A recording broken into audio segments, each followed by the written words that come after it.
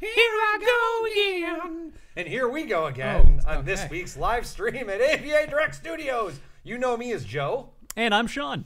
We got these pretty new mics now, if you haven't noticed. I mean, Oh, yeah. I can conceal my face behind it if I so choose. I can whisper in your ear. But with all jokes aside, we do have to start off the live stream on a sad note, and that is the unfortunate news that Paul Allen at 68 has passed away. Sorry, 65 has passed away. For those of you who have been living under a rock in the tech industry for the past, 30 years, Paul Allen was co-founder of Microsoft, and some would say that he was even the Steve Jobs of Microsoft as far as visionaries go. And me personally, it was, everybody gets old, and you kick the bucket at one point or another, right? But it was still, it's that kind of news that just sucks to hear. Yeah, it's one of those things where, like, speaking is a little bit kind of, I don't want to say younger because you're not that old, but Paul Allen really wasn't something that was a huge part of my day-to-day or really anything I thought about a whole lot directly when it comes to Intel, but just kind of, it's unfortunate that we're seeing with all these new gains that we're making and all the new things that are coming out, it's kind of unfortunate to see the old guard going away. Those gains, bro. Those gains. But, it's kind of sad, you know what I mean? This is probably just going to be the first of many that we're going to see a lot of the kind of the titans of the industry moving on. I know. According to the reports, he had been diagnosed with cancer back in 1982, and by the time in 1983, when they were told that he was in full remission, he left Microsoft and, focused on quality of life, and it came back again, which just goes to show, in terms of cancer awareness, that even though you're in remission, you're never truly free. It's something that can always come back to bite you, and it's the harsh truth, which is why I think as humanitarians, we need to put a lot more money and effort into cancer research as much as possible and beat it. And that's if Big Pharma will allow us to do it. But that is an entirely separate topic for an entirely different live stream. But either way, I'd be curious to see. Can we do a stream like next Tuesday? Joe talks about healthcare for an hour. I could talk about healthcare for an hour, but I'm not going to promise that it's even going to be an hour. It could be an hour and a half, may even be shorter. It depends on how many triggers I hit in the middle of that discussion. So we'll see. But Mr. Allen died with a net worth of $20 billion, so there's at least that. That has to soften the blow at least a little for the family. Just a little. Being as I'm the kind of person to where possessions can only go so far for happiness. I know that's such a cliche saying, but it certainly does help. It does help to make things a little bit easier, because there's nothing worse than kind of being caught in the tail end of that situation and not even being able to afford funeral arrangements. But yeah, and keep in mind too that with what he's been doing is we're still talking about Intel. So at the very least, there is a continuation of that, at least a small amount. You know what I mean? This is true. And I'm going to assume that you meant Microsoft. What did I say? You said Intel. Whoops. The perfect time for you to just slip down. Yeah, I can just hide behind the pop filter. Inconspicuously. Yo, yeah. So, let's brighten up our segment here with a little bit better news, right, Sean? Yeah, let's actually hop into Intel a little bit and get away from Microsoft, jumping the gun a touch. So today, the i9 9900K and 9700K embargoes were lifted. Both of those chips are available now, or at least being sold. So with that and kind of tying into it, last week we talked a little bit about Principal Technologies running the independent third-party testing for Intel and how many issues there were with that. Just as a quick recap, the way that they ran their tests was horrific. They would use... How horrific exactly? Pretty bad. So for instance, on a lot of the Ryzen CPUs, they have gaming mode versus creator mode. Gaming mode disables half the cores on the system. Which still really does nothing. Which doesn't do a whole lot, but it does hurt them in benchmarks. And when you're comparing that against the brand new Intel chips and you're disabling half of the stuff on an AMD chip, that's not exactly a great comparison. Which is crazy too, because if you look at like the product briefing on Infinity Fabric on paper and the way that it's supposed to work, it sounds like it's too good to be true. Mm-hmm. And guess what? It's too good to be true. Yep. But when they updated, and I would like to point out that even though they updated their test results, they're still not perfect. For instance, AMD processors had the stock coolers that a lot of their chips ship with, or all their chips ship with. They used those, whereas Intel got Noctua aftermarket coolers. All right. But well, to be fair though, with Ryzen CPUs especially, aftermarket coolers really don't make that much of a difference compared to the Wraith coolers.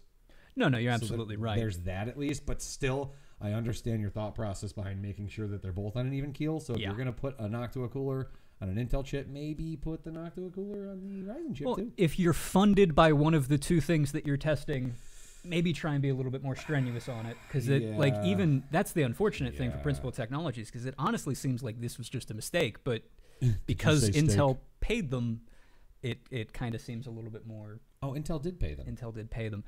But just in terms of the results, and feel free to take a look at these online. Tom's Hardware did a pretty good write-up. AMD's performance in 19 games, the 19-game benchmark that they did, increased across the board anywhere between about a frame per second, which isn't a whole lot. In some cases, it went up their benchmarks by 30 FPS. So that's a whole lot of benchmarks. Yeah, so essentially what this is showing is the Principal Technologies second group of testing is good, but especially with today being the day that truly independent reviews are going to be released, I would probably say hold off and check out somebody else's results rather than theirs. Yeah, but in this day and age, it is the age of information. No, absolutely. A wealth of information out there on the internet, either it being true or falsely not true, right? I would imagine people would probably cross-reference a lot of this. At least that's what I do. When I get new reviews, I will Google foo whatever reviews I'm looking for and what product, and I'll open about 3 and I'll look at the numbers and see if there's any like mass differences between one review outlet to another. I gave up halfway through doing that with RTX cards because it was just a complete nightmare. Yeah, for obvious reasons. You still can't even find anybody that's providing. There's one review outlet, and I can't recall which, but there's one review outlet that is providing ray tracing data to a degree with numbers, and it's still kind of parsed to a degree. Like it doesn't even look like it's value set data. And then there's a second review that talks about the ray tracing numbers and what the RTX cards do, and it's literally just an article about an article that exists with the ray tracing numbers. So it's just clickbait and probably SEO for one reason or another that really serves no purpose other than to annoy the hell out of you for even clicking on it. Oh, absolutely. Well, you're bringing up Turing. Do you want to maybe jump into talking about Turing a touch? Because that was something we wanted to bring up today. Oh, man. So essentially, I guess. Are you talking about the fact that they're still ridiculously high priced and you can't find them anywhere? Ridiculously high priced. You can't find them. We're really not. Ray tracing hasn't become super prevalent in terms of development wise. It will be, hopefully, someday, right, NVIDIA? Hopefully one day. When that. Actually, I got an interesting question for you. Do you think we'll see ray tracing be a pretty critical part of development during this generation of cards, or do you think it's going to take a full nother cycle for us to really get to that point? There's going to be an adoption rate, and I think the way things feel, personally, I don't think that there's necessarily an issue with availability because NVIDIA just miscalculated the demand. I think there is a limited amount of availability because NVIDIA knew there was going to be an adoption point in time, or it was going to take time for this technology and these cards to be adopted. So they are going to limit the amount of production on these cards, get people used to it, get developers on board with it, as many as they can, obviously. And then they're going to have a refresh of some point, I would imagine, right? Or they're not, or they're just going to wait until that adoption rate is over with. And then you're going to see ramped up production either on current Turing or the refresh architecture. That's what I feel is really happening here. I have not seen it happen before in the industry. This is kind of the first of its kind in that regard. Because really the only adoption rates we've ever seen to this scale are like DirectX improvements. And that's about it. And I mean, I know Maxwell was focused primarily on shader technology and the way that it handled that.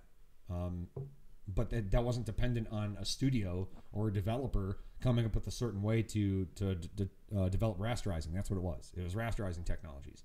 And I don't think it's just a whole different ballgame with these Turing cards. And I feel like NVIDIA is being calculated in the way that they're deciding to release cards in allocation. Yeah, I don't know about you, but to me it almost seems like the 2080 Ti is taking the same kind of placement as you would see traditionally out of NVIDIA for their big Titan card. Yeah. Is kind of what that seems like. It absolutely does. I cannot disagree with that at all in any way, shape, or form. So do you think, we're talking a little bit about them changing, Intel specifically, but NVIDIA is probably doing it a little bit too. Sure. Changing the way their product settings are. Do you think we're going to continue to see the Titan as a separate SKU? Do you think that's going to go into becoming part of one of their other product lines, or do you think it's going to stay independent, kind of like it is now? Titan's always going to be independent because they always shoot to have the Titan cards compete with Quadro Space in one way, shape, or another. To me, like NVIDIA's release of the Titan card, the development and design and fabrication of the Titan card was their response to people starting to use GTX cards for Quadro applications. and that's how they get away with that high price, and that's how they basically forced people to purchase probably a $750 card when they were purchasing $750 cards when they were cheaper for $650 into getting used to paying $1,000, $1,200, $1,400 for these cards, and they succeeded. I mean, I bought into that. I bought into the Titan thing just because it's the name, it's the moniker. You're like, man, I got a Titan. What do you got? 1080 Titan. I have a Titan. You know, it's just, that's part of it. Yeah, but at the same time, though, so Titan, the Titan XP, or the two Titan XPs, however you want to call those that they came out with last generation, those both ran right around, what, 1,200? Yeah. Which is what we're seeing the 2080 Ti at now. And the Titan V is, what, $3,000 retail? Yeah, it's crazy. I mean, the CUDA core count in it is phenomenal. Oh, it's a powerful card. But yeah, $3,000. Yeah, in the right application, though, you get every penny's worth of that performance. Oh, yeah. So real quick, Ronald Miller on Facebook wants to know how he can get us to sponsor one of the LANs. Well, you're in step one of that process. Reach out to us. Second, send us a message detailing kind of what LAN event you're referring to, where it's located, what you're looking for. You can also send an email to marketing@avadirect.com if that's easier for you. In fact, yeah, go ahead and just send us an email to marketing@avadirect.com. That's going to be the proper channel for you to send it. And we'll get back to you at some point with some questions we have if we have any. So thanks, Ronald, for your interest in having us sponsor you. Appreciate it. LAN would be fun. LAN would be super fun to do because that's something, since I've been involved and worked at AVADirect since 2008, that's always something I've wanted to do, was participate in some form of LAN event. Oh, yeah. Whether it's, albeit just sponsoring or participating in any way, shape, or form. But, yeah, I mean, especially we could get a lot of support from our suppliers, from our partners and manufacturers to be able to do fun things at said LAN event. So now's as good a time as any, really. Absolutely. So in terms of touring and what's going on with these cards, I hope it gets better. I heard one person say, which was a very interesting thought process, about how the adoption rate for these cards kind of came at the opportune time, and that NVIDIA really was not expecting people to even really buy these cards so much. It's kind of like there was that one situation, I think it was rumored for a while when the Switch came out that Nintendo was faking the scarcity of quantity to boost people's interest in it to the point to where they were boosting sales. People were bringing that up. There were a lot of people talking about that people were suspecting NVIDIA of doing that with, because, I mean, if you think back to 3 months ago, 1080 Ti's were everywhere. Yeah. We were lousy with them. Now you can't even find blower-style cards anymore. Right, which... End of life. Compared to the last couple product cycles we've seen, at least it either means that NVIDIA had that kind of shortage, or they were real good at making sure they launched Turing right when they were going to run out of stock. Right. Well, and then on that same token, the same individual that I read made that comment about it. On that topic, that same person also said that he felt that for NVIDIA expecting people to essentially fund the adoption rate for ray tracing was kind of ridiculous. Because, I mean, if you think about it, anything in this country is driven by demand. So if there's enough demand for Turing cards, there's more than likely for people, or I should say for ray tracing technology to begin with, real-time ray tracing. If there's enough demand for that kind of, I guess, quality in a graphics card, people will buy it. And then if people buy it, then developers are going to go, well, man, look, people are buying these cards, so maybe we should start adopting it. If it doesn't, then NVIDIA risks developers going, man, there's no point in us putting the time and energy into real-time ray tracing because no one's buying these cards. And I would be real interested to look back at this within a year from now and look at Steam's listings of the surveys they do every year, where it's like, what hardware is everybody playing with, you know? I would be real interested to see that. So we'll see, NVIDIA. We shall see. I don't know, man. Hey, you're making a good effort at it. Well, while we're talking about GPUs a little bit, it's probably a couple years past where it would be the most useful, but GPUZ now has a way to test whether or not your GPU is legit or not. Oh, this is a fun one, because to the average user, it's actually really easy to not even be able to tell unless you are somebody that is tech savvy enough to pay attention to a lot of the nuances of graphics card specifications. Shader count, CUDA cores, boost speed, clock speed, memory amount, memory bus width. So what GPUZ does now is rather than showing the little AMD or the NVIDIA logo, it just shows a yellow exclamation. Warning! Danger, Will Robinson. Danger. Except it's not danger, Will Robinson. It's danger, end user. You've been scammed. Right. Unless, unless you're one of those guys that goes on, Alibaba.com or AliExpress, and you buy, the Xenowang GTX 2060, and you're like, or 1060, and you're like, man, that was a great deal. I got this for $120. Well, you're going to get all $120 worth of card. It's just not going to be the GTX 1060. Yeah. So, I mean, this was something realistically that I don't think is that big of a deal for a lot of our market. It's a bigger deal in terms of overseas a lot. This is true. It's also, this is not going to be a very helpful tool for desktop application, and I'll tap on that here in a second. But basically, for those of you that don't know, GPUZ is similar to CPUZ, which they're both applications that allow you to look into the engineering level specifications of a graphics card. So that could be the API that the GPU supports, fan speeds, clock speeds, thermal throttling, etc., etc. CPUZ the same with CPU specifications. For a desktop, it's going to be apparently obvious what you have because you can look at it and you can look at the PCB and you can look at the design and you could be like... Well, you can check if it's still sealed when you get it or you don't buy it from a reputable place. Yeah, absolutely. Nailed it. And however, with a notebook where you have tons of people that will never open that damn thing if their life depended on it, this is going to be an exceedingly helpful tool. Well, and how many notebooks are made by one OEM and then sold as half a dozen different things? I mean, that's another... RX 580. Oh, geez. Do we want to get into that? We will. Well, yeah, let's hold off a second because that's this is just freaking confusing. Man, I'm gonna with all this news just segueing after segue, I'm gonna have a friggin' heart attack. I know organic flow is some crap, man. The left side of my face is gonna start drooping. Why do I smell? Mouth and fall over backwards. Why do I smell toast? Raise your arm. Come on.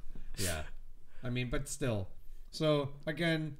GPUZ can now detect when you have a fake card.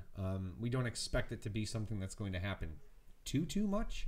But yeah, I do want to say, we're kind of coming down a little bit hard on GPUZ. This is cool. It's great. It is. It's not it's just there's not a huge cause for it. It's not like we're down on GPUZ is wonderful. Right, because there's tons of people that clone things out there. Especially when I first started vaping, and I had to reference 4 or 5 different retail outlets about the tanks and the mods I was buying and if they were legit or if they were clones. And sometimes when you get people that get into the clone wars, you could get away scot-free because if you get somebody that actually cares to have the attention to detail to make a clone properly, then you really just got the same thing with cheaper materials and less money. I mean, does that mean we're going to see you think in 20 years you're going to go into New York City and how you can go in and buy knockoff handbags for really cheap? Do you think you're going to be able to go in and buy knockoff GPUs? I mean, if it's anything like Cyberpunk, then maybe. That'd be pretty neat. I mean, I went to New York once when I was little and I tried to buy a pair of Oakleys that they looked legit. I was 10 at the time, and my aunt got really pissed off at me. She's like, "Don't touch that. They're probably stolen." I'm like, "I don't care. It's cheap." But I would never do that with graphics cards, though, so that tends to show you where my priorities lie. And you wouldn't download a car. A car? Do you not remember that? No. The old, there was an anti-piracy ad that was, you wouldn't steal a purse, you wouldn't steal this, you wouldn't download a car. What? Oh, they were horrible. What? You've never seen this? What's... Oh, man, I'll have to show you. I can tell you whoever came up with that marketing campaign was probably fired. That's awful. I would hope so. I mean, that was also back when, you're playing computer games, you're getting the viruses. You wouldn't torrent a bag of Fritos. Why would you download music? All right. Metallica worked hard on that LP. Yeah, well, Lars Ulrich is a jerk. I mean, yeah, but they did release that documentary that was just all the members of Metallica crying in a group therapy session. That's right. Eye-opening. It was really interesting, though, to see that documentary, how they were talking, they were going back and forth between the lyrics that they wrote for one of their songs, and everybody reading their lyrics, it's gravely depressing lyrics, and everyone's like, my lifestyle determines my death style. They read it as if it were a class assignment, and they did not want to be there. I think Metallica is a band, and anytime you get to a band that's that old and they're still in the game, they're just done, but it's their moneymaker. What are you going to do? Oh, I mean, what? AC/DC went or they're still going, and half of their members are not... They're using walkers and stuff, man. Like that's some of the members of Rolling Stones are still doing like anniversary tours and stuff. But I mean, everybody in Metallica, just to kind of speak on that real quick, everybody in Metallica could probably find like a side gig. Nobody wants to like endorse Lars Ulrich on any of their gear except Ludwig. And then if you're a metal drummer or you just like metal in any way, shape, or form, you're never going to take that seriously because Ludwig is just not a kit that anybody plays metal on. They're just not designed to make the kind of sound that you would normally go, yep, that's metal. So did you guys know that Joe was a drummer? Yeah. I mean, how do you feel about? Oh, I wanted to probably figure that out. Zildajan? What's the Zildjian? That's it. Zildajan? Is that like the Norwegian like component to build a bear? Zildajan? Actually, that might be like a Norwegian art rock band or something. You know. So we have a comment here from Danielle on Facebook. My Acer Isonia 6120 dual screen 15.5-inch first-gen i5 laptop still works, but I still do not see a good replacement for it. I primarily use it as a dual PDF music reading in portrait mode. I don't see a lot of dual screen devices out there. Yeah, there really aren't a whole lot of dual screen devices out there, which is why you're seeing a lot of people make the switch to like the hybrid tablet laptops. Like the Microsoft Surface tablets are excellent in that regard because I've seen people use them in tablet application and then dock them to a keyboard on the fly with some of the cases that you can get. We have a few notebooks that do that as well, where they can dock or you can flip them around in their tablets. We have ruggedized options and we have like consumer grade options. But that's why you're not really seeing a whole lot of dual screen laptops because, again, kind of like what we were talking on for the Turing cards, unless there's demand for it, manufacturers really aren't going to put a whole lot of effort into it. Well, and a lot of times, too, what we're seeing with, you want to take a look at the most recent Windows and the most recent Android operating system. Come on. Both are kind of like just both have swing and a miss. Both have their difficulties, absolutely. But both bring in the, like Windows 10 added in where you can snap to the side and then puts it automatically. Android has to the side right now. Android has that multi-view where you can have multiple apps going at the same time. I kind of think that's the other half of that equation is that we're seeing software kind of take the dual screen spot. Yeah, I would be really cool if somebody took some of the key technologies that LG used for their 3D single view. Have you heard about that? You know what I'm talking about? Okay, so I bought one of the first LG adapted 3D TVs when 3D was actually a thing. Wait, did it come with like the glasses that you had to have a battery? Oh, okay. No. These are passive. That's active. Active. Oh, okay. Active 3D is when the batteries are in the glasses because the glasses themselves are actually mini screens that project the second image on top of the screen that you're looking at. Passive glasses are when you have filters and they don't require batteries because your left eye is a filter for one image, and your right eye is a filter for another. Oh, just like the blue and red from 3D in the 90s. Exactly. Gotcha. It's just two images on top of one another, layered to create the 3D effect because one side of your glasses is going to see one image and focus on that, and your right side the other. So these glasses, or these TVs actually had a 3D split screen, sole screen gaming mode, okay? And I bought these glasses, and I wish I hadn't. But I was playing the Halo Anniversary with my buddy Jim on the Xbox One, and I had these glasses. I'm like, dude, we got to try this.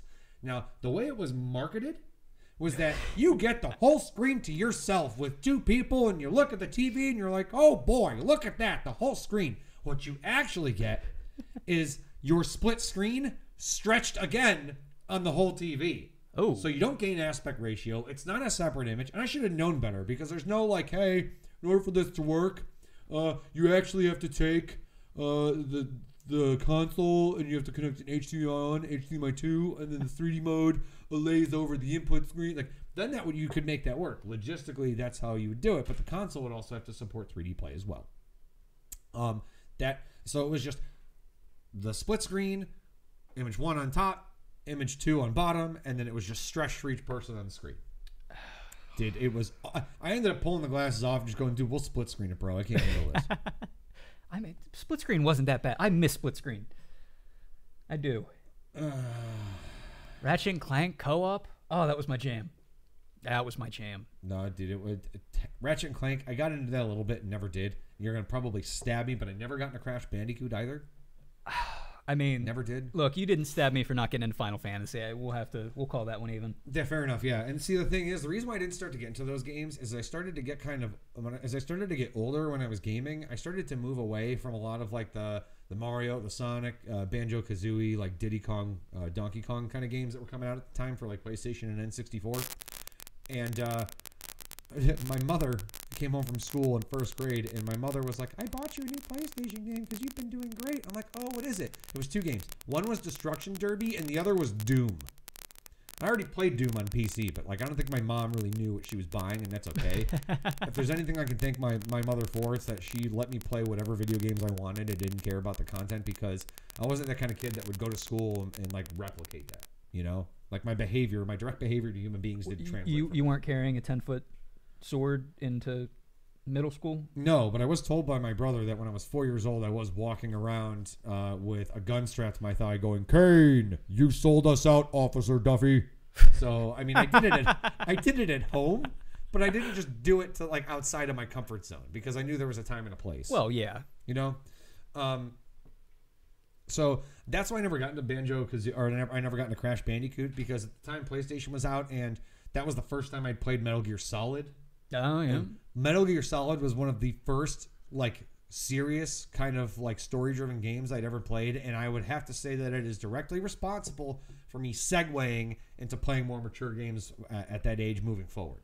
Well, it was one of the first that was right when games started to become less of a kiddie thing. Right. And more of a just another form of media. They started to actually make that PlayStation. Sony was the first console maker to really kind of do that.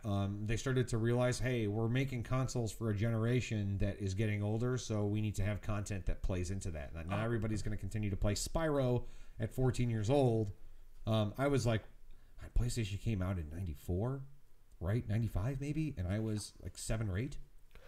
Do you remember Conker's Bad Fur Day on the N64? Yes, I remember. I remember Conker's Bad Fur Day. I never played it, but I did get to hear about the amusing story of a buddy of mine in elementary school whose parents did pay attention to the rating labels. Oh, man. Bought him that game and didn't pay attention to the label because they're like, oh, look, it's a cartoon squirrel. And he played it for like a solid 3 weeks, like not saying anything to his parents until he started, like it started messing him up in the head because of the way he was raised. He legitimately like walked into his mom's room and was like, I shouldn't be playing this, and walked out.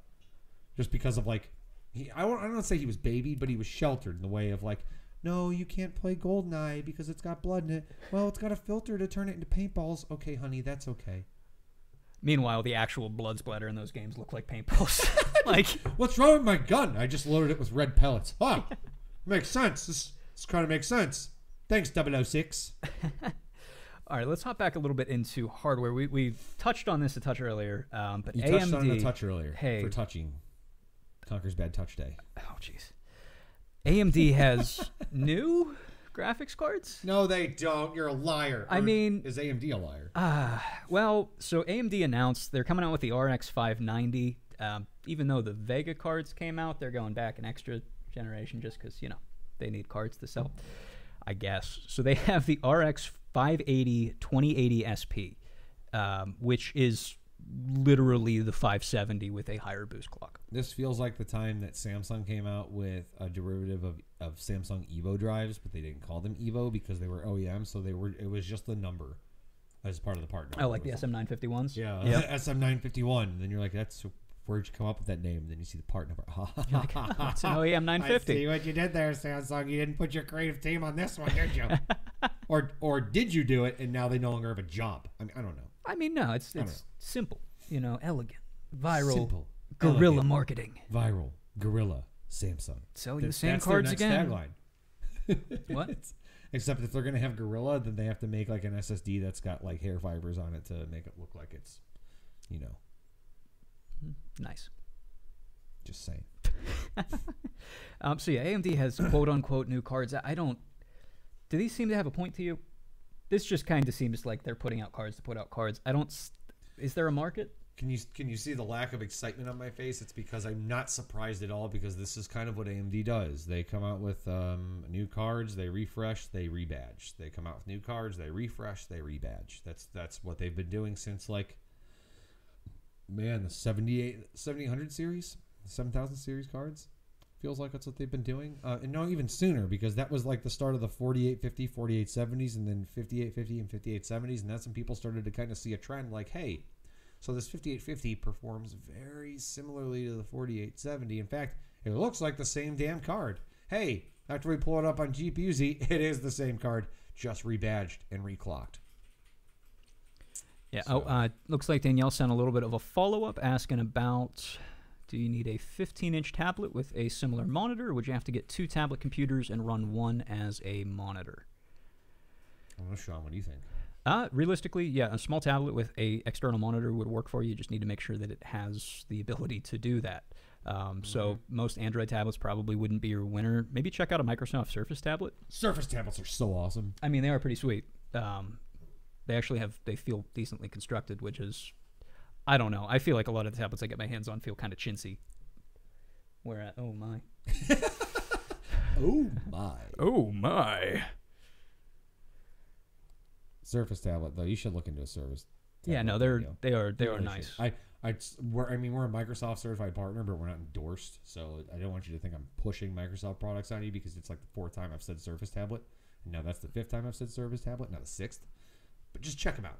If you don't like, if we say it 4 more times, Microsoft sponsors the next stream. just don't say the A word. I won't say the A word.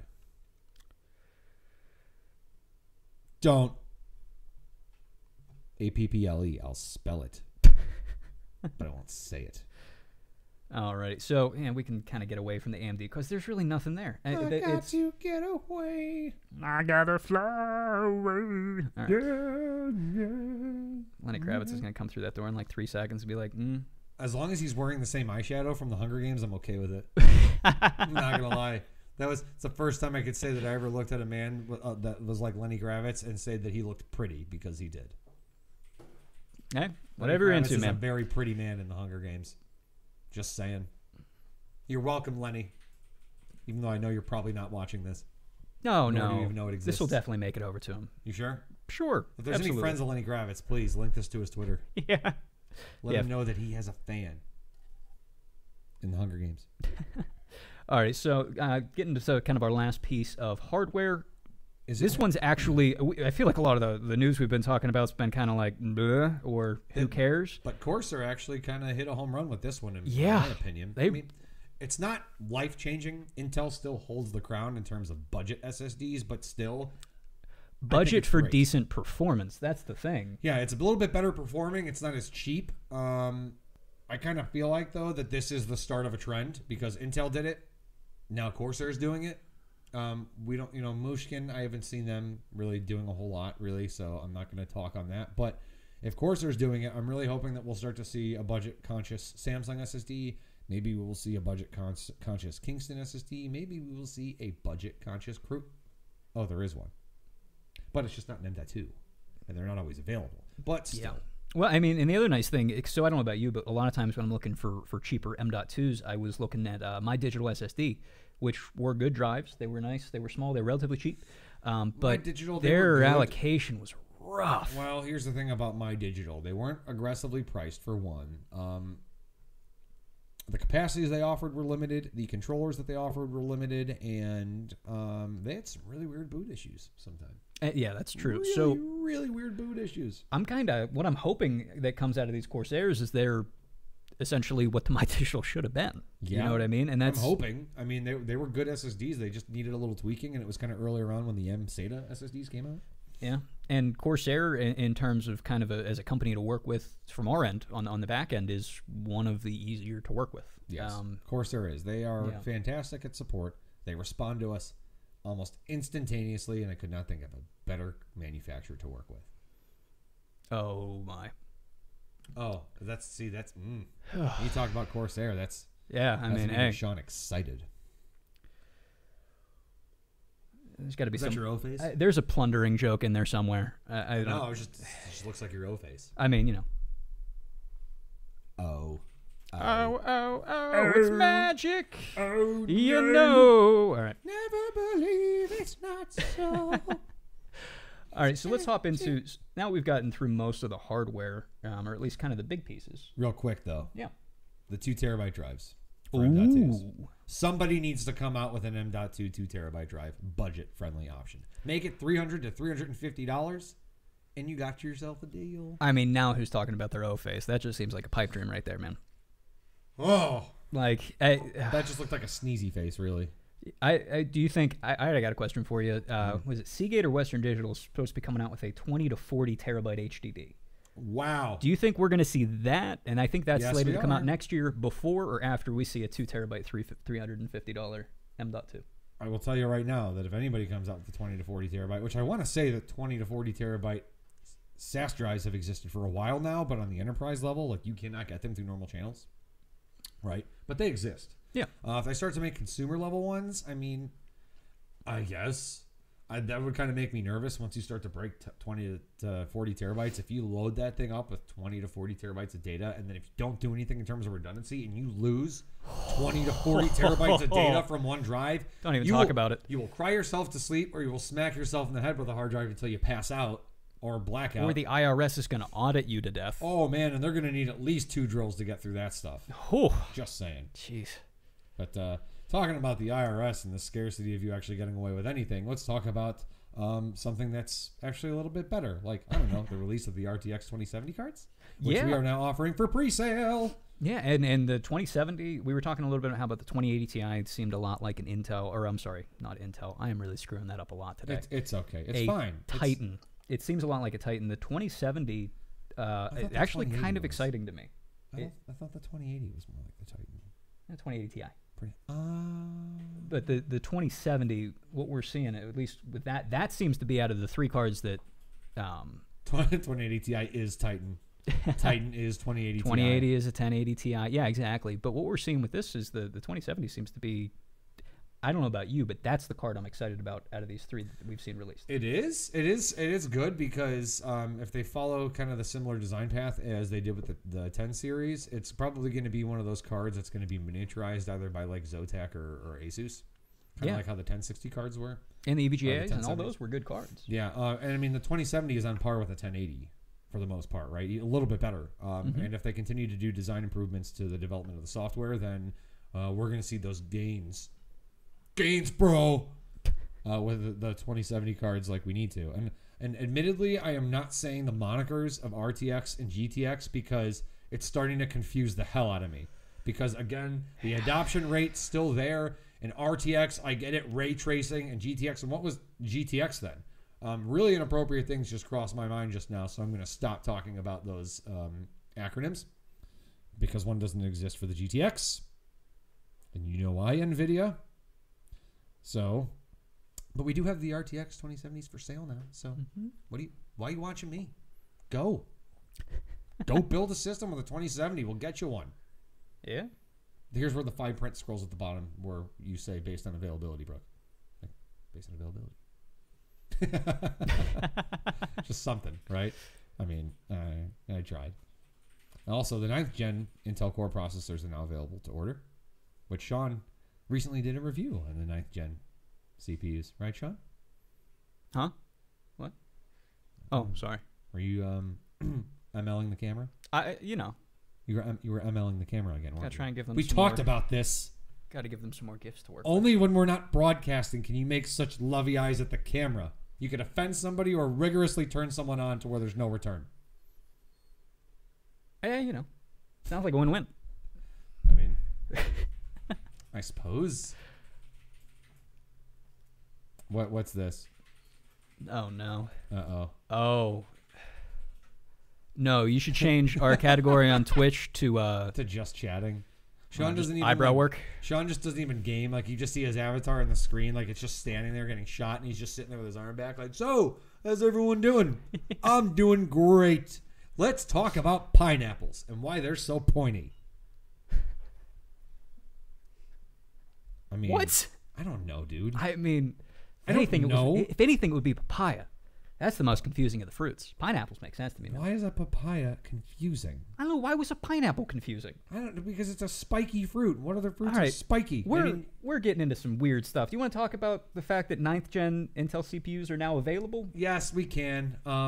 They're not nearly as pointy as a pineapple, but they're just as delicious. Yeah. I promise. So don't eat it, but buy it and build with it. If you can manage to eat it and send us the footage, that's... I don't know if we can pay you for it, but I'd be impressed. Oh. Something I will say as a disclaimer, there is a chip shortage going on in the industry. If you have not watched the last, 4 live streams, we've talked about it. But we still have Intel 8086K processors in stock. Wait. I'll let that set in. We still have 8086K Intel Core i7 processors in stock. Can't tell you how many we have because, well, that's our secret. But you should probably build a system with it while you can. And if anybody, just in case you forget, the 8086 is essentially a binned 8700K that will guaranteed hit 5 gigahertz. Because Intel's binning process is crap. Well, yeah. So what they did was they hand binned. They hand bin, and they are great chips. They are great chips. And with what's coming out, delicious chips. Yeah, with what's coming out, even with the new Intel offerings, I think the 8086 can at least compare to the 9700K. The 99 is nowhere near. Absolutely can. The 99s are an entirely different animal and processor and fabrication, but still, the fact that there is a hand-picked golden chip right out of the box with the 8086 was something I was glad to see Intel do. And that's the kind of thought process Intel needs to have when competing with AMD, is they need to think of things that they've done differently in the past and either improve them or just do different things. Well, that's what they did with the soldered TIM. That is. With these ones. That is exactly what they did with the soldered TIM. And I've had discussions with some Intel engineers before, and the one thing that I think differentiates Intel immediately from AMD is that they are always willing to try different things without knocking it first. Yeah. So like any other company, they probably have a bunch of internal projects that they tried. And I get a feeling that Intel has released a lot more products for trying rather than trying it in-house and going, yeah, that's not going to work. And you can't fault Intel for that because they're trying to drive ingenuity as to where AMD is just trying to drive their sales. Well, true. But with AMD stepping up in the way that they've been stepping up, Intel's sweating. And I think that's pretty well established. And I think we're going to see a lot of benefits, not as one side or the other, just because we're going to see better chips coming out and we're going to see better gains. Yes. Don't have to worry about delitting Intel chips anymore. No, delitting and Intel are no longer in the same category for once, so that's nice, right? No, it's wonderful. It's absolutely Don't have to wait a month for a delitting tool to come in from overseas. Do you know what you also don't have to wait a month for, Sean? What? To watch us play Call of Duty Black Ops 4. Oh! So, we are now offering a Call of Duty Black Ops 4 game bundle. And the one thing that is much different about Black Ops 4, which admittedly I didn't even know existed until recent, is that it is online only. So there's no single-player campaign. It's all multiplayer. But the great thing is they have a multitude of really fun game modes, one of which is similar to PUBG. In fact, somebody here legitimately thought it was PUBG at one point, and then it was just an update. And I had to check for myself. I'm like, no, but that's Black Ops 4, and that's cool. I kind of want to own that now. So if you would kind of like to own that right now, select purchases will get you a copy of Black Ops 4. And that is with Core i5, i7, and i9 CPUs based on the 9th gen. Oh, and the i7 and the i9H series. So, yeah, it's a really good deal, especially if you're going to buy like an i5, and those processors go for like $150 now. Something like that. Right? $150. So you're really only paying $100 for the processor because you're getting a $50, $60 game for free. So you got to look at it that way. I mean, not to mention, and that's the interesting thing with Call of Duty Black Ops 4, it almost seems kind of like Call of Duty, for the first time at least in the last couple years that I can think of, are gaining more people. They're bringing in another kind of way to appeal to players, because I feel like a lot of times Call of Duty over the last couple years is kind of like Madden. Yeah. And that if you were going to play it, you knew you were going to play it before they even announced it. And if you weren't going to play it, you just weren't a Call of Duty player. Right. Like, I haven't played a Call of Duty game, played a game since Black Ops 2 in 2012. Really? And haven't enjoyed thoroughly one since then. See, I like what they did with the first Black Ops, because it took place in what, Vietnam? The numbers, Mason. Yeah, the numbers. What are the numbers? And you're just sitting in a chair, and whoa, that's how I navigate the menu. And the cool thing was, if you went to the console, you turned around and went to the console, and you knew commands, you could open up a DOS version of Wolf 3D. Oh, that's cool. I think is what it was. Was it Wolf 3D? I don't know. It's kind of like how when you played the Doom reboot, you would hit certain portions in the Doom reboot where it would just take you into the original Doom levels. Oh, they did that in As the Doom, what was it? As the reboot Doom Marine though, so it was super cool. Rage by id Software. There was like a Easter egg that you could jump in and play. I think the first Wolfenstein. That's right. Yeah, it was a blast. That was one of the first-person shooters I ever played as a kid, even before Doom, because that was id Software's first release. Yeah. So with coming back to a little bit of Call of Duty Black Ops 4, I want to touch on how do you think this is going to affect both Fortnite and PUBG? So Fortnite is the biggest streaming item on Twitch. Certainly going to give them a run for their money, because I have to admit, when I saw, what is it called, Blackout? Blackout, yeah. That's the game mode. When I saw somebody playing Blackout, I really wanted to give it a shot, although I'm going to have to get used to the first-person aspect, because, yes, I do play PUBG in third person because I like to have the perspective. How could you? How could I? How couldn't you is the real question. It's awesome. Like, you need to be. I get that in real life. Like, if you're hiding behind a rock, you're not going to be able to see yourself. Playing in third video person games to be real life. To be able to see. If you were hiding behind a rock in real life and you were getting shot at and you were thrown into a Hunger Games kind of style map where you're like, oh, you got to fight for your life. You're not going to be able to see if you're actually covered by the rock, right? Like, you just have to use your senses and go, okay, I don't feel my body sticking out like a sore thumb so much, and you get shot. So I get that's why it's important for people to play in first person in PUBG, because it's a little more realistic. But I'm not playing a simulator, I'm playing a video game. Ergo, if I have it in my mind that I'm playing a video game, I'm okay with things not being super realistic. I just want to have fun. So what you're saying is, if video games were bowling, you would want the bumpers. Wow. No, I would say that if video games are bowling, I would want the neon lights and the bumpers. All right, fair enough. Yeah, fair enough. Because you take somebody that's got a 270 average and you put them in front of neon lights, they're going to drop to like a 220 easy. Guarantee it. So they're like, man, this isn't the right lighting. I can't see the pins. They're green. They should be white. I don't know about you, man. I think this is going to kill PUBG. I really do. Just with how much people play Call of Duty just historically. I mean, the multiplayer on Call of Duty has always been kind of the big draw, or at least the last 10 years or so. I do not see PUBG coming out of this very well. Unless they adapt quickly, and Bluehole has been making strides. They've been making strides, but until they come out with a page dedicated to "we will fix it," or until they stop doing updates at 6 o'clock on a Tuesday when you're trying to play the game, and they do both the test server and the main server. It's wait, you currently get 20,000 free BP in PUBG. Wow. Gee, I wonder why you do that. So now I can buy more crates that I have to purchase keys in order to open. Thanks for the free BP, but not free BP. All right, look, PUBG, Bluehole not becoming one of your corporate shills. My character is naked 100% of the time. I'm tired of your hole, Bluehole. It's dark and dampened. This is a family stream. I refuse to put the lotion on my skin, and I don't want the BP again. I want to be able to open boxes without having to purchase keys. Really, man? But I mean, at least they're Call not of Duty EA. probably has microtransactions too, though. Yeah, but being microtransactions are not always the worst when they're done right. When they're done right, true, but they're real easy to do wrong. True, not if you know you're trying to get a stormtrooper unlocked, and it's like I could spend 40 hours of my life to unlock a simple stormtrooper, or pay $10. Yeah, like that's silly. But like the that skin thing that you see out of like Fortnite and League of Legends and Dota and stuff, those are seeming to be a pretty decent compromise. Yes. But also on the note of playing Call of Duty Black Ops 4, we are still doing our game streams from Tuesday to Thursday, 2:45 to 3:45. Sometimes they run a little under, sometimes a little over. Really, and sometimes we do them in the mornings. Sometimes we do them in the evenings. Ooh. Because when you're gaming on a desktop, you can just game anytime, right? Check out the new i9 CPUs. i9 CPUs are great. So is our game stream. It's a steady stream of games. This should excite you a little bit. Command and Conquer. Oh! Well, actually, does this excite you, or does this terrify you that something you love may be getting a reboot? Because, like, I remember Anchorman 2, and that wasn't good. Anchorman 2?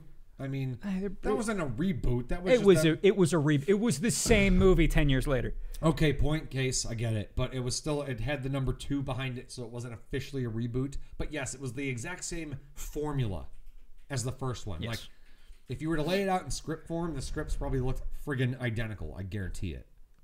Can't really say anything about Shrek 2, though. I mean, no, she's right. Brooke mentioned that Shrek 2 was awesome, and that is absolutely correct. Yeah, that was the introduction of Puss in Boots. I would attribute that to Eddie Murphy, though. No, Antonio Banderas, the cat getting arrested, the cops in full armor grabbing catnip and going, "Catnip, that's not mine." I am Hilarious. Antonio Banderas. Would you like to dance? When I think of Antonio Banderas, I think of Zorro. It's the first thing that pops in my head because that's like the only movie he did with Anthony Hopkins that was just friggin' amazing. I think of Spy Kids. Desperado. Spy Kids? Spy Kids? God! Oh, feels man. so old. Spy Kids. I'm like, Desperado. And people are like, man, that was a great movie. Carried on a guitar and guns. And you're like, Spy Kids. All right. Volcanoes. Look, man, Spy Kids was... Shark Boy. Oh, yeah. I liked Spy Kids. It does not hold up super well. Yeah. Spy Kids. They made like 4 of them? And they have 4 too many, in my opinion. I mean, yeah, you're not wrong. It's awful. I would have preferred more Leslie Nielsen movies. Oh, yeah. Truly. Naked Gun 44 1/4. That would have been... I would love if they Was that the one where they went to the Grammys? No, the 33rd and a third, I think, was the last one they made. 33rd and a third? Jeez. Yeah, they made 3 of them, and I think that was the name of the third. I think so. Yeah, and there was the name of the fourth? 33rd and the third? Well, no, there Sounds was... like it's almost 4. There was Thanksgiving and then Thanksgiving 3, The Search for Thanksgiving 2. That was another fun sequel name. I can't do this. No? I quit. Well, now that we're talking about sequels. So Command and Conquer, the thing about the reboot is that there's no guarantee this is going to happen, especially with the fact that EA royally screwed up the mobile version. It was called Rivals. And I'm going to go ahead and quote something from the late, great Jay Goldblum. Wait. You did something just because you could, but you didn't stop to think if you should. I don't think Jeff Goldblum's dead. He's not. Okay. I just mean like in terms of his career. Don't scare me like that. His career's dead. I mean, No, he does friggin' commercials for apartments.com, and he does like cooking videos now. And it's Yeah, but he rocks that turtleneck, and Snoop Dogg's doing cooking videos too. yeah, but you see like the videos he does when he goes like cooking, he's like, oh yes, this celery, it's just it's great celery, and we're gonna pair that celery with some onions in the sauce. You're getting a little Nicolas Cagey with that. Nicolas Cage, I can't find the treasure. I guess we're gonna have to go looking. If hopefully you put it in the right file, according to alphabetical order. A, B, C, D. All right. A, B, C, D, E, F, G. Tune in next week for the live stream where Joe and I just do Nicolas Cage quotes for an hour. I could legitimately do Nicolas Cage quotes for an hour and not get tired of it. Yeah. No, I think we could. I mean, I was just... I don't know if anybody would watch it. I mean, I get depressed halfway through the days here in the office because half of the time I will quote movies and people won't even know what I'm talking about. And I'm like, man, I watched these when I was like growing up, and then I realized I'm talking to like young kids, and I'm like, I hate my life. Oh, yeah. The bees, not the bees, Jeff not the Goldblum bees. he was just in Thor Ragnarok. What? Jeff Goldblum was just in Thor Ragnarok. What are you talking about? His career is dead. Dude, but it was, yeah, he was in Thor Ragnarok, but it's still, like, that's, and he was a jerk in it.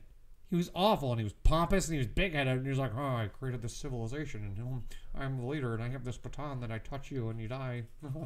Do what I say. I know he was good at portraying it. I get it. I know. I'm not saying he's a bad actor. I never said he was a bad actor, ladies and gentlemen. I just said his career is kind of dead. You know, so you're talking up Lenny Kravitz. Jeff Goldblum's going to show up here and just be like, come on, bro. I hope so. Maybe he'll teach me how to cook. Yeah, I mean, that'd be really cool, actually. I would, actually. Yeah. I would. Have him be part of the AVA calendar that we're planning on doing. We are going to do an AVA calendar. Just a bunch of computer nerds. Just laying out. Making direct eye contact with you, either making you uncomfortable or blush. I don't know. I think a lot of us are going to have trouble with direct eye contact. Why?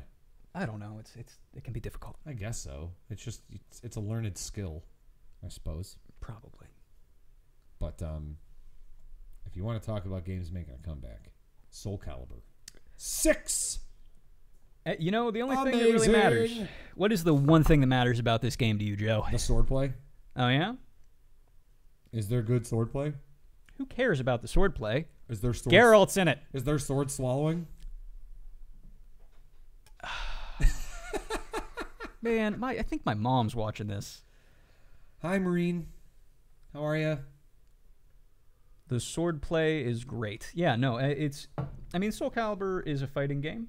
That was actually the but reason. It's bringing in. I want to see Yoda fight Geralt. I remember Soul Calibur 5 had Yoda, and that's really what I'm excited about. I just want to see if they get the actual voice actor for Geralt to do like the intros. You know, like I'll still never forget how corny and cheesy the intros were. The intro kind of like at the beginning of the fights where they would taunt each other. I remember Mitsurugi would just be like, no use, and just like swing his sword, and you're like, that no use for what? And then when you start to kind of realize, oh, it's the direct translation from Japanese to English, and that's not always so good, you know, i.e. all your base are belong to us. So there's that. But if they improve the swordplay in it, and that's kind of what they're focusing on, I'm super pumped, because the thing that really attracted me to the original Soul Calibur for Dreamcast was the reaction of the buttons. Meaning, you could be a legitimate button masher, and if you created a systematic way of mashing the buttons, it actually worked in your favor. It's not like Tekken, where if you mash buttons, you're just going to like swing your fists a couple times and then maybe kick, because it's all about timing. Soul Calibur is all about just button combos, and that's why it's always worked out. Yeah, that's what attracted me. The swords. The swords. What can I say? I mean, hey, I like swords. Again, whatever you're into, this is a no judgment stream. So it's supposed to be a safe space, man. Yeah, you're supposed to not judge me and just listen to words and hold a conversation. Came here to feel safe. I didn't come to be attacked. I need to go into my safe coat. So the last game that we're going to touch on today, Fallout 76. That's still alive? I hope Fallout 76 is good. It just feels man. like a game that nobody asked for after ESO sucked. I know, and I'm so pissed off at the fact that it's not on Steam. I don't know why that bothers me. Maybe it's because it's like the consolidation factor. Every Fallout game I own, including the originals from the early 90s, is on Steam, and now I don't get to see Fallout 76 at the bottom of that list. Why, Bethesda? Why must you burn everything to the ground that you touch for an extended period of time? Yeah, they did this is going to be just like Call of Duty 4, and also an always online game. But you don't have to play PvP, which is awesome. You don't have to play PvP, and something that was interesting, I'm trying to think, the Epic Quest for Awesome Loot. There was a PC game that essentially the idea was you build a base, and then people could come and screw up your base. Yep. There's going to be something similar in Fallout 76, but what they're doing differently is when you're not online, neither's your base, which means if you like go on vacation for a week, come back, you're not going to be completely screwed over, which, I mean, looking for silver linings. That's a silver lining that I'm really relieved about, because I started to play Fallout Shelter and I forgot about it for like a day, and then I opened my shelter and my entire shelter was dead because what's it called? The Death Claws came in and just destroyed my entire base, and I did nothing to defend it. I just uninstalled the app and never went back to it. I'm like, I can't handle this. And that was like when Fallout 76 came out, and Casey and I were like super hyped about it. And then the moment Ron Howard was like, oh yeah, it's online. There's no NPCs. You play actual people. We were like, I mean, why? It's one of those things. Give me an option not to have to talk to people. If it's done right, it'll be great, but it worries me. Yeah, I mean, it's great if you want to play like mass amount. Like, you're going to play Fallout 76. James is going to play Fallout 76. Wesley will play Fallout 76. Brooke might play Fallout 76. I don't know, right? Chris, you might play Fallout 76. Casey and I will be playing Fallout 76. If we all like play on the same server and map, and then it's just like us, and we just do our thing, and like we play missions together, that's cool. Oh, yeah. I'm totally okay with that. Just not if it's like some 12-year-old kid that's like, hey, man, you want to trade? I'm like, sure. And I turn around, and then he burns my base to the ground. And get wrecked, bro. Like, aren't you up past your bedtime, Jimmy? So essentially, I mean, the goal here is if Bethesda can figure out a way to make sure that like mean, racist 12-year-olds can't play the game, we'll be all good. Not unless those mean, racist 12-year-old kids are being kind of borked by people that are pretending to be African drug lords. Then there's that. You've never seen those videos? It's this guy that does really good impersonations, and he has his console hooked up to like a seed system to where you can see IPs of everybody that's connected on their games. He just leeches out the IP addresses to see where they're located, and then he searches them and finds location. And he did this one video of this young kid that was like talking a bunch of crap and saying all these curse words and like, yeah, fuck you, and all everything, taunting him. Yeah. And the dude was doing like a Zimbabwean accent, and he was like, hey, where do you live? I know where you live. You live in Louisiana. And the kid was like freaking out. He's like, what? And he like made him apologize and like say things, like scared the hell out of this kid. But like he got him. I mean, got the kid to shut his mouth. So is that the 2018 version of Scared Straight? Yeah. I guess. Fallout 76 real-time VATS. What the hell is that? Dockside bars. But like, no, VATS that was one of the biggest, or my favorite parts about Fallout 3 and 4 was that, getting in there, you get to aim. It kind of turns it a little bit more into an RTS. It's just a big old VATS. Just a big old VATS of crap. Yeah, like how is this gonna work? Dude, I don't know. It's kind of like well, here's the thing. When I played Max Payne 3 when that came out, I did a little bit of multiplayer because I was bored and I really liked playing the game after I beat it. They did real-time bullet time. And basically what happens is when you're in like the vicinity of somebody and you're shooting, it's like within like a meter or something. If you jump into bullet time, it's just those two people within that like distance that are in bullet time, and everybody else continues to do their thing. Yeah, but how do you do that with 30 people on a server? It's a timing thing, I guess. Ooh. I'm not a software engineer, so I just can't speak on that kind of technology. But I will research the issue, and I will get back to you within 1 to 2 business days if you assign a ticket. Sorry, are you just not used to hearing that? No, I'm sorry. I'm just having flashbacks. Like, you were talking about that in the live stream. I just started having cold sweats, and I couldn't breathe. I gotta go. I think at this point, I just need to get a T-shirt that just says "Make me a ticket."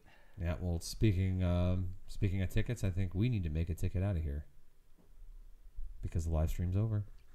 I mean, all right. No, that was decent. That was a decent segue. Well, everybody, thank you for joining us, and we will be back next Friday. Yeah, we'll be back next Friday at what, 2:30? Exactly 2:30 p.m. Eastern Standard Time, and. I mean, with how functional we are, do we really want to be talking about exactly 2:30? Try to wear something comfortable. Ooh. Because your comfort is important to us. And so is your attendance. So, see you next time.